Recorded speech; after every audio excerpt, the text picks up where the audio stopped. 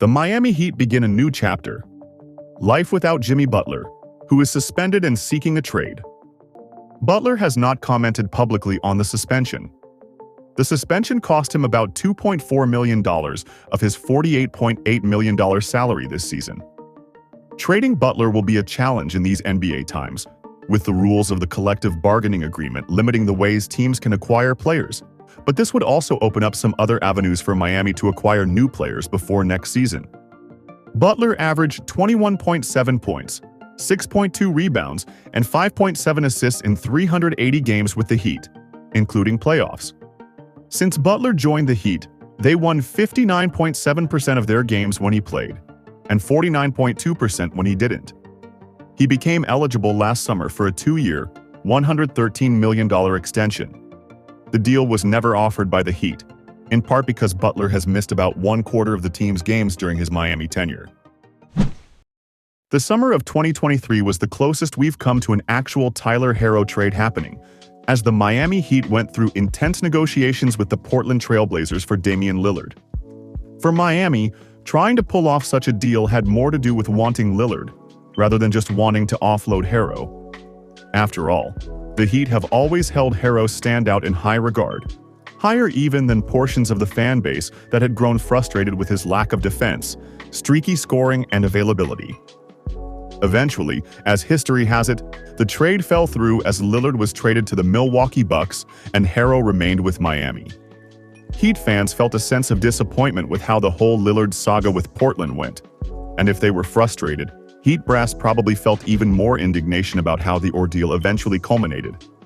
But thus far this season, the Heat may feel some sense of relief that the trade didn't happen, as Herro is making a charge at the first All-Star bid of his career, with him looking to have hit a higher level in his game. Statistically, Jimmy Butler and Bam Adebayo have been the Miami Heat's best players by a wide margin in the post-Dwayne Wade era. While playing a pivotal role in the franchise's recent success, there's been a noticeable power shift in the organization. Tyler Herro is expected to be among the Heat's top players by the end of the season. He's been Miami's premier contributor and has the numbers to back it up. He is leading the Heat in several scoring metrics and has established himself as the team's go-to weapon, ahead of Adebayo and Butler. Herro has been the leading scorer for the Heat and one of the best scoring guards in the NBA this season. The numbers are backing him up to be considered a key piece of the franchise. On the year, Herro is averaging 23.8 points, 5.5 rebounds, and 5.1 assists on pristine 47.5% shooting from the field and 40.3% bombing from deep. Every single one of those numbers is a career high, and he's a leading candidate for Most Improved Player this season. The most blinding number is the outside shooting. Herro is putting up 9.6 triples per game, 5th most in the entire league for qualifying players. Of the 4 players ahead of him, only Steph Curry swishes more often. Not bad company to be in. Herro is equally dangerous on the catch and off the bounce, launching about equal numbers of each.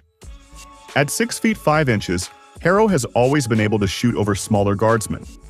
Longer, physical defenders used to give him trouble when he was on the ball, but he's had little problem shedding them this year. Herro has paired an improved handle with quicker decision-making to punish minuscule miscues, and once he has the advantage, he doesn't give it back. Herro has become an excellent off-ball mover, particularly compared to earlier in his career. He is particularly adept in the handoff game, where he ranks in the 96th percentile as a scorer. He's hunting triples the way he used to hunt pull-up 15-footers. More than half of his shots are from deep, and just 5% are long mid-ranges. When Herro explained his mindset, he said, "I feel like with my body type and the way I play, it's like Steph Curry. I try to make my shot profile as identical to Steph as possible. Steph shoots a lot of threes, obviously. The rest of them are to the rim, layups, and free throws. That's kind of what I'm trying to resemble is literally what Steph's doing." Curry, of course, is a different animal altogether, but the inspiration is clear. Defenses have always respected Herro's outside shot. The game plan used to be to force him inside the arc, where they could easily goad him into pull-up mid-range. But there too, Herro has dramatically improved. 20% of his shots are at the rim, his highest share in 3 years, and his most on an absolute level ever. Herro doesn't have an explosive first step, but he's become adept at using the threat of his three-pointer to get defenders out of their defensive stance. His dribbling is noticeably tighter. It gets to the point. Herro is stronger this year than ever, which has made him far more comfortable finishing in a crowd. That strength also translates to whistles. Nobody will mistake Herro for Giannis Antetokounmpo anytime soon, but he's above the positional median in drawing fouls for the first time in his career. He's more willing and able to weaponize his shoulders. With gains all over the floor, Herro has become one of the league's most efficient shooters. His true shooting percentage of 62.7% is in the league's top decile, and miles above his next highest mark of 56.6%. Players almost never increase their volume and their accuracy to this degree simultaneously, particularly this late into their careers. His offensive estimated plus-minus of plus 3.2 is more than double his previous career high. Since we're still on the subject of career highs, we'd be remiss not to discuss playmaking. Even as Herro seeks his shot, he's averaging his most potential assists per 100 possessions while simultaneously notching his lowest bad pass percentage. The decision-making is crisper. He is picking apart double teams both often and more precisely than ever before. Unfortunately, teams have been picking Herro apart too. The best you can say about his defense is that he generally tries hard and never fouls. The worst you can say is that he has quicksand feet, alligator arms, and a propensity for ramming into a screen.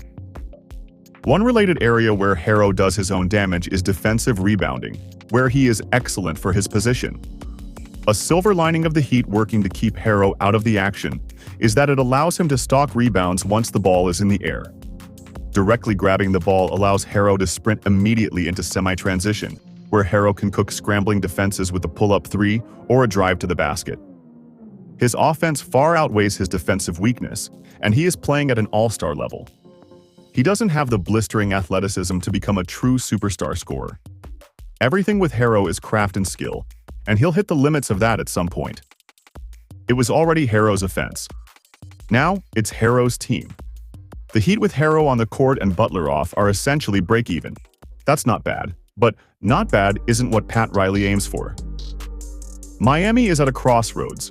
Too much hinges upon what return Pat Riley gets for Butler to make even an educated guess as to what they look like next season. They've rarely been a team willing to take steps back, but it's hard to figure out how they can take one forward. However, none of that is Herro's fault.